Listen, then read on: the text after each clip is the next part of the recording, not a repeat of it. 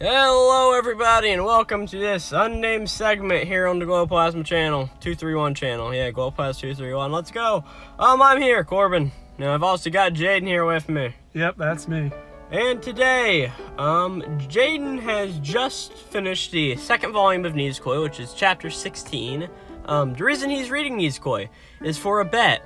I am supposed to be reading JoJo's Bizarre Adventure, Steel Ball Run.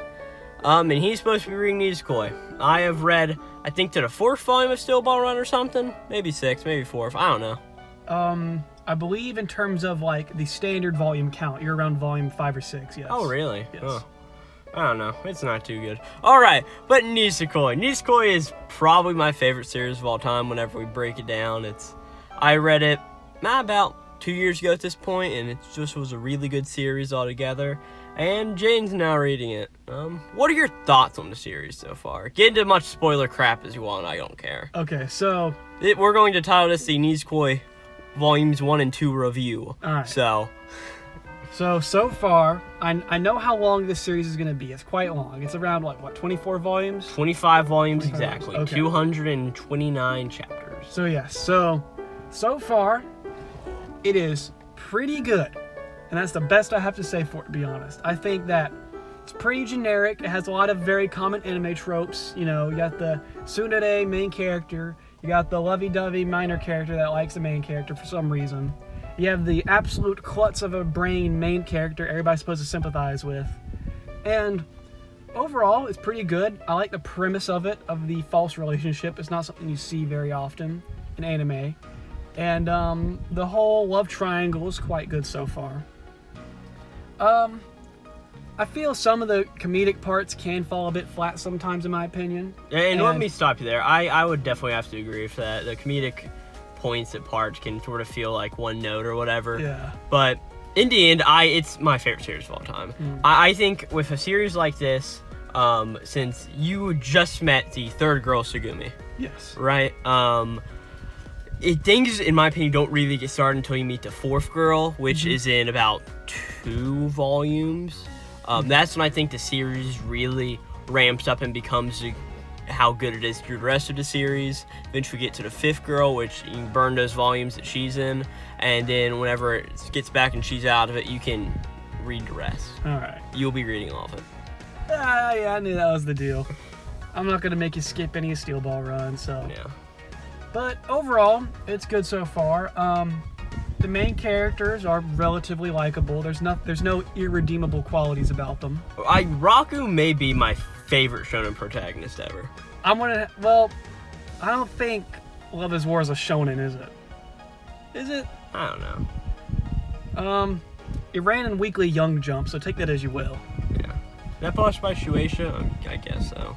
But, in terms of my favorite rom-com protagonist, I'm about to say Shirogane from Love is War takes the cake for that one. Well, it also is your favorite series of all time. So, you've got an opinion, and I've got an opinion. I think Raku's really cool whenever you break it down to it.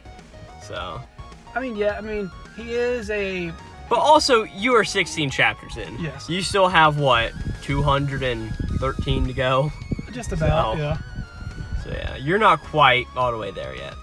So, you have the hindsight of the rest of the series. What do you think of the first 2 volumes? First 2, I've reread them whenever he's doing it just for the fun of it. Like I said, after this 4th girl is introduced, the series keeps a high quality from there on out. I think it takes a little time to build the premise and build some of these characters up. But what these first volumes are doing is they're establishing the characters. They're establishing characters. So later, like, all of, like, the one-off chapters, right? Most of them have a reason for being there. Yes. In the end, they have a point to them, right? And if it's not for just fun, there's at least some wholesome moment that comes out of the end of them. And that really works as well. You may get a character trait mentioned in this one that if you didn't read about this, you'd be like, this character has this character trait later? Yeah. It's just like, what? It's just, but I think that, I think that these first 2 volumes of Nisekoi are very much about building the relationship in a way. Fleshing out these characters. Yes. Now, I gotta ask you, does the art style improve over time? Because from what I've seen, it's similar to Chainsaw Man. There's a lot of black, a lot of white, and not a lot of gray to help distinguish where lines begin and end, in my opinion. I without like having the volumes in front of me, let me say this: the first two volume covers, the volume covers evolve over time. Mm-hmm. I think that's the best way I can put it. Over time, like the first volume cover is all right. The last volume cover is the exact mirrored thing of the first volume cover, right? And the second volume cover is like okay, but about volume 9 is when those volume covers ramp up. So take that as you will. I mean, without having them in front of me, I can't compare. But I think, like all artists, people get better over time. Yes. I mean, I think you're like, look at One Piece. Mm-hmm. Look at the art style it began with, and look where it is now. Yeah. I mean, there's not one panel that is not crammed full of everything. Yes. Is this the author of this manga? Do you know if this is their first or Nashikomi? Oh, I don't know. Yeah, I don't know about that one. I don't think it is. I think they've had at least one more series before this. But I am not sure on that. Okay. Now, I will say I am reading the fan translations, which are certainly something. Yeah,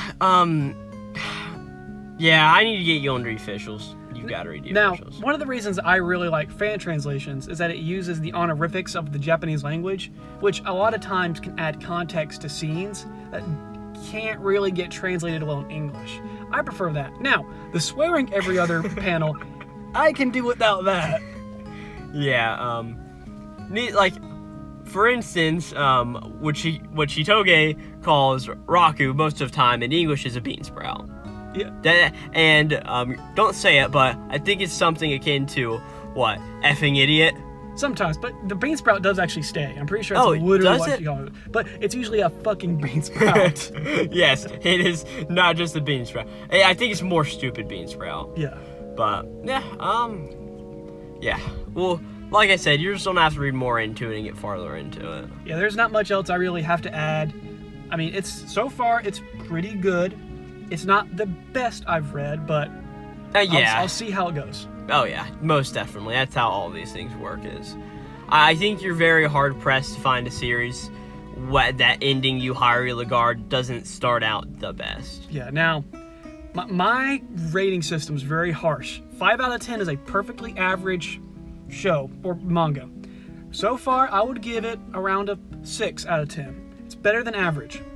And that rating will likely go up or it may go down, so we'll see.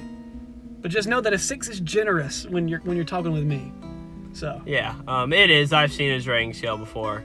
He's got this thing called Neon Genesis Evangelion rated as a question mark out of 10. Oh yeah, it's a divide by 0 error. Yeah, yeah, I don't think I've got anything else to say. Alright. So, yeah, we will be back whenever he finishes more volumes of Nisekoi. Yep, and I'll try to read around a volume a day. I've been reading about half a volume a day right now. I'm reading about 5 to 6 chapters, which is actually about 2/3. Yeah, it's most of the volume. Yeah. Most Nisekoi volumes are 9 besides for the first, which is 7, so. Alright, well.